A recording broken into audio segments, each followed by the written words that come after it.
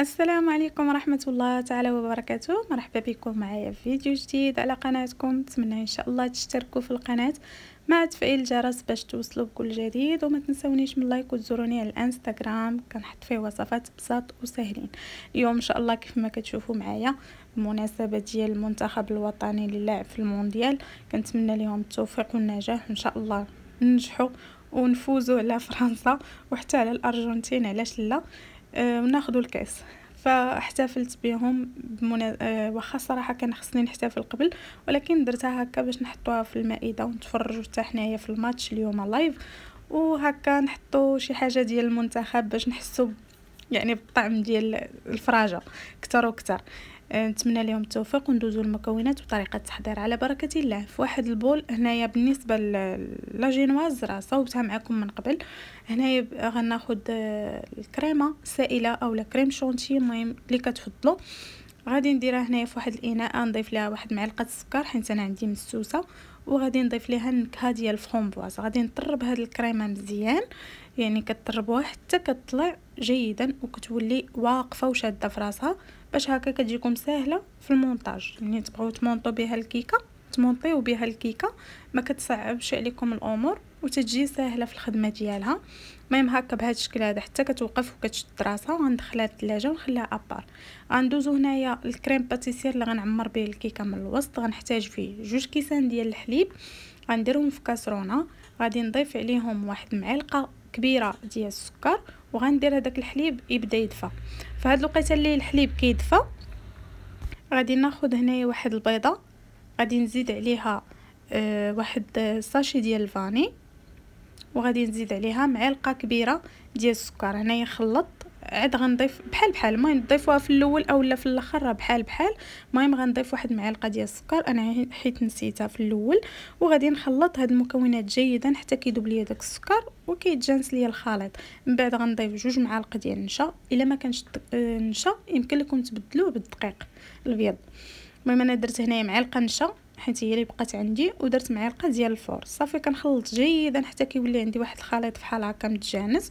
وغادي ندوز داك الحليب بعد ما كيدفى وكيذوب ليا داك السكر، كنبدا كنضيف داك الخليط ديال البيض مع الدقيق، وانا كنحرك مع التحريك المستمر باش هكا ما كيلصقش لنا في القاع ديال الكاسرونه، حتى كنكمل داك الخليط كامل وكنخليه حتى كيعقد وكيختار بحال كريم باتيسير. الا بغيتو تختصروا عليكم الوقت وحتى يعني الشغل، غادي تاخذوا كريم باتيسير غبره وغادي ديروا بها الطريقه، ديروا مع الحليب نص لتر الحليب في 3 المعالق ديال الكريم باتيسير و3 المعالق ديال السكر. صافي من بعد ما كيوجد غادي ندير ليه واحد البلاستيكه ونغطيه مزيان على الوجه ديالو، كنلصقها مع ديك الكريمه باش هكا ما كيدخلش لنا الهواء وما كديرش لنا ديك القشره، وغنخليوها جانبا حتى هي حتى كتبرد مزيان. بالنسبه للجينواز صوبتها معكم في الفيديو اللي قبل باش هكا ما يجيناش الفيديو طويل بزاف. نتمنى ان شاء الله تكونوا شفتوه، راه كتجي رائعه وناجحه 100%. هنايا غناخذ الكريمه اللي وجدت معاكم، وغناخذ السيركل اللي غنبدا نمونطي فيه الكيكه. هنايا من الجناب ديالو كنحاول نقادو نعمرو هكا في الجناب كامل بديك الكريمه باش كتجيني مقاده من الجناب بلا ما نحتاج انني نبدا نمونطي فيها من الجناب ونضرب فيها تماره. صافي كنعمرها هكا بالكريمه، وكناخذ داك الجينواز النص ديالها كنقسمها على 2، كندير الجزء الاول في التحت، وعاد كنسقيها بشويه ديال الحليب. ومن بعد غناخذ داك الكريم باتيسير غنزيد ليها 3 المعالق ديال الكريم شونتي اللي صوبت معكم في الاول، وغادي نطرب هاد الخليط جيدا مع بعضياتهم حتى كيولي واحد الكريمه اللي هي زوينه ويعني متجانسه. من بعد غادي نديرها هكا من الوسط من فوق هذيك الجينواز ديالنا، غنعمروها هكا مزيان بديك الكريمه. صافي ونحاول نقادها هكا بواحد المعلقه باش كتقاد لنا على الجينواز كامله. هنايا غادي نعمرها انا بالبنان، غنقطعو دواور وغنعمرها به. يمكن لكم ديروا تفاح، يمكن لكم ديروا فريز، كيوي، اي حاجه متوفره، اللوز، كركاع، الزبيب، الشوكولات، المهم اللي بغيتو تعمروا به الوسط غير باش هكا كتلقاو النكهات وصافي. غناخذ الجينواز الثانيه غنسقيها حتى هي بالحليب، ومن بعد غادي نقلبها من فوق ديك الكريمه اللي درت فوق منها البنان، وغادي نحاول نقادها هكا شي شويه، نقرصها شي شويه بيدي باش تقاد ليا وتاخذ ليا فورمه مقاده. وغناخذ الكريمه اللي بقات ليا صافي، وغادي نبدا نمونطي في الكيكه ديالي من الفوق بشويه بشويه، وحنا كنصاوبوا فيها حتى كتقاد كامله.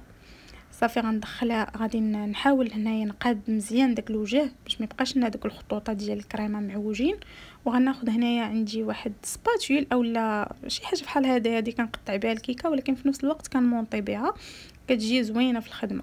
صافي هكا كنحاول نقاد الوجه ديالها، كنملسو مزيان ومن بعد غادي نزوقها بشويه ديال الكريمه اللي بقات عندي، كنديرها في بوش وكنبدا ندير واحد الزويقات هكا من الجناب غير صغيورين، كنعمر بهم دوك الجناب كاملين وكندخلها للمجمد حتى كتشد راسها مزيان، يعني خصها تجمد مزيان باش نديرو فوق منها الكلاصاج. بالنسبه للكلاصاج غنحتاج فيه 2 معالق كبار ديال الناباج اولا 3 باش يلا يكفيكم شويه، ولا بغيتو تضيفوا حتى الجليكوز معلقه ماشي مشكل، كان متوفر ضيفوه، ما كانش متوفر ماشي مشكل.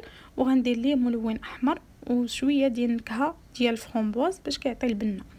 هنايا في الاول انا درته وجاني قليل وعاود حيدته وعاود ذوبته وزدت ليه باقي الناباج والجليكوز وعاود ذوبته مزيان صافي ودرته من الفوق. كنحاول هكا نقادو من فوق هذيك الكيكه، كندور داك المول هكا مزيان باش داك الكلاصاج كيدور لنا على الكيكه كامله.